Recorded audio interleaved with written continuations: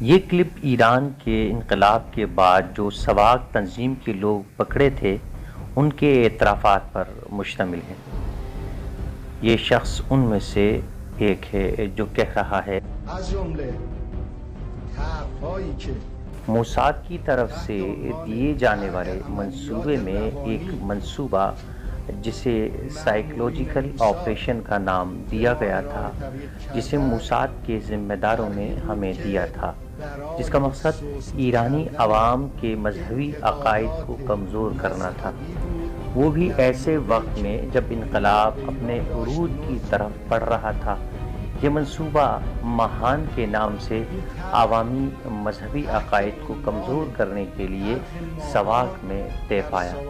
اور ہمارا رابطہ موساد کے ذمہ داروں اور اسرائیل کی خفیہ ایجنسیوں کے افراد سے اس قدر قریب تھا۔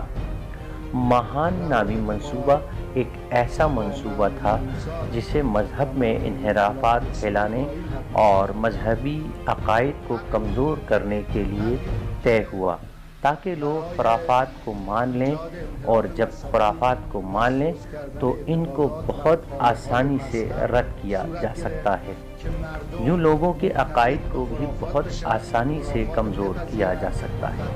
یہ منصوبہ وزیر اعظم غلام رضا اظہاری کے دور میں طے ہوا، اور گورنمنٹ نے 2 کروڑ تومان بھی سواق کے لیے مختص کیا، اور اس 2 کروڑ میں سے اکثر رقم ان عالم نما افراد کو دیا گیا تاکہ وہ اس بارے میں تبلیغ کریں۔ یہاں تک کہ اس پر کچھ کام بھی ہوا، جن میں سے ایک جھوٹے خواب دیکھنا تھا، جس کے تحت ایک نام نہاد عالم امام رضا علیہ السلام کو خواب میں دیکھتا ہے، جس میں امام اسے کہتے ہیں کہ شاہ کی حفاظت کرو، اس کی مدد کرو، اسے ایران میں رہنا چاہیے۔